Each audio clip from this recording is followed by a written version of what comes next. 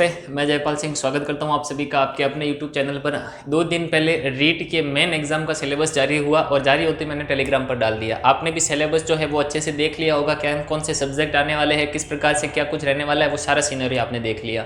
लेकिन जैसे ही मैंने सिलेबस देखा मुझे 2 चीज़ों से बड़ी गजब की आपत्ति हुई और उसी से संबंधित मैंने जो है वो आज का वीडियो बना रहा हूँ। और इससे पहले जो है वो सिलेबस डिस्कशन का वीडियो आपने नहीं देखा है तो देख लीजिए। कुछ बातें जो मैं क्लियर करना चाहता हूँ वो यहाँ पर है। देखिए, स्टूडेंट की 2 ही मांगे होनी चाहिए। सिलेबस चाहे वो कैसा भी रखे, कितना भी अच्छा रखे, कितनी भी सब्जेक्ट जोड़ दे, हमें उससे कोई दिक्कत नहीं है। ना ही हमें ये दिक्कत है कि उन्होंने सूचना तकनीकी क्यों जोड़ी, उन्होंने शैक्षिक परिदृश्य क्या है, करंट अफेयर क्यों जोड़ा, वो सारी चीज़ें हमें स्वीकार है, हम पढ़ भी लेंगे, कोई दिक्कत नहीं है।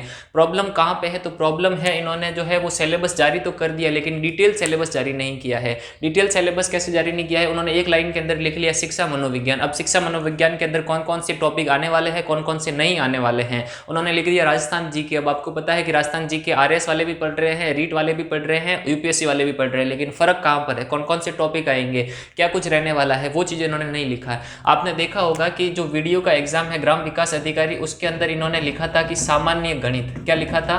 सामान्य गणित। और आपको पता है कि सामान्य गणित जो है उनकी नज़रों में किस प्रकार की है। पेपर आपने देखा होगा वीडियो का, उसमें मैथ्स के जो क्वेश्चन थे उन्होंने 12th क्लास से आईआईटी लेवल के पूछे थे, लिमिट के क्वेश्चन आ रखे थे। अब लिमिट के क्वेश्चन के सामान्य विज्ञान में आते हैं, कभी नहीं आते हैं, और डिटेल सिलेबस भी उनका नहीं था। उन्होंने लिखा था सामान्य हिंदी, सामान्य अंग्रेजी, सामान्य गणित। और आपने देखा था कि सामान्य की परिभाषा क्या से क्या हो सकती है, उन्होंने ये साबित भी किया। इसलिए हमारी ये पुरजोर मांग है कि पहला जो है वो डिटेल सिलेबस जारी करे। और मांग केवल डिटेल सिलेबस की नहीं है, मांग ये भी है कि डिटेल सिलेबस जो है वो 1 सप्ताह के अंदर जारी करे, क्योंकि 1 महीने के बाद में यदि डिटेल सिलेबस आता है तो उसका कोई मोल नहीं रह पाएगा। 1 महीने तक हम क्या पढ़ेंगे, आप क्या पढ़ेंगे, कौन कौन से टॉपिक आएंगे, वो सारा इनको क्लियर करना चाहिए। राजस्थान जीके के अंदर क्या है, सामान्य ज्ञान के अंदर क्या है, करंट भले ही चलेगा, करंट क्या कितना आता है वो चीज़ें चलेगी, लेकिन शैक्षिक मनोविज्ञान के अंदर क्या है, उन्होंने मैथ सब्जेक्ट बताए हैं। जैसे कि लेवल फर्स्ट में उन्होंने बताया है हिंदी के 10 प्रश्न, 10 अंकों के आने वाले हैं प्रश्न, लेकिन हिंदी के अंदर कौन से 10 प्रश्न है ना, किस किस टॉपिक से आने वाले हैं वो उन्होंने बताया ही नहीं है। तो इस प्रकार से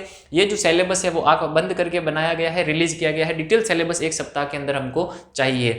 कैसे मांग करनी है वो भी मैं बताने वाला हूँ। दूसरा जो मुझे आपत्ति है वो है कठिनाई स्तर। कठिनाई स्तर जो है इन्होंने पहले वाला रखना था। जिस प्रकार से आरटेट एग्जाम होता था उसमें जो कठिनाई स्तर होता था, अभी तक जो रीट के एग्जाम हुए उसमें जो कठिनाई स्तर होना था वो इनको रखना चाहिए। इन्होंने क्या किया है, कठिनाई स्तर जो है वो लेवल फर्स्ट के लिए 12th और लेवल सेकंड के लिए स्नातक स्तर का रख दिया। अब स्नातक स्तर में जो है वो 12th की केमिस्ट्री आएगी, क्या क्या बायो आएगी, फिजिक्स आएगी, या फिर मैथ्स आएगी। अगर मैथ्स वो 12th स्नातक स्तर की दे देंगे तो बायो वाले वैसे पीछे रह जाएंगे, और यदि केमिस्ट्री और बायोलॉजी दे देंगे तो मैथ्स वाले।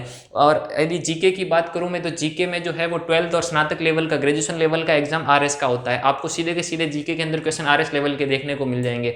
फिर आप क्या करेंगे? इसलिए ये जो है लेवल जो है वो इनका थोड़ा कम रखना है। क्यों? क्योंकि हमें जिस स्कूल में जाकर के पढ़ाना है वो बच्चे कौन सी क्लास के हैं, वो 8th तक के बच्चे हैं। उनको जो पढ़ाना है उस हिसाब से सिलेबस डिस्कस किया जाना चाहिए, उस हिसाब से सिलेबस को डिजाइन किया जाना चाहिए। आंख बंद करके आप सिलेबस जो है वो रिलीज कर देंगे और बच्चे जो है वो शांत हो जाएंगे, इस प्रकार का काम नहीं होगा। इसका सीधा सीधा जागता एग्जाम्पल है आपके पास में वीडियो का एग्जाम। वीडियो के एग्जाम में क्या कुछ घटित हुआ आप सबको पता है। मैथ्स क्या थी, ना तो उसका डिटेल सिलेबस था, ना ही उनका कठिनाई स्तर इन्होंने मेंटेन किया था। तो ये जो है खिलवाड़ आपके साथ हो सकता है। और रीट पता है आपको 5 पंचवर्षीय योजना के तहत चल रही है, यानी कि 2018 में हुई है तो अब वो 2023 तक वापस क्लियर होगी। तो 5 सालों में 1 वैकेंसी आती है। और उसके साथ में भी यदि इस प्रकार का खिलवाड़ किया जाए तो ये सब आप बेरोजगारों को सीरियस ना लेने की वजह है।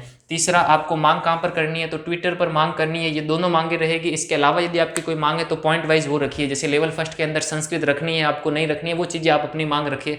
लेकिन मैं जो है वो 2 चीज़ों पर ये जो है वो मांग रखने की बात कर रहा हूँ। ट्विटर पर आपको करना है। ट्विटर पर मांग किस किस से करनी है? शिक्षा मंत्री जी को टैग कीजिए, उसके साथ में उपेंद्र यादव जी को टैग कीजिए, क्योंकि सोमवार को जो है वो उपेंद्र यादव और जो टीम है वो शिक्षा मंत्री जी से मिलने वाली है। तो वहाँ पर आपकी बातों को पुरजोर तरीके से रखा जाएगा।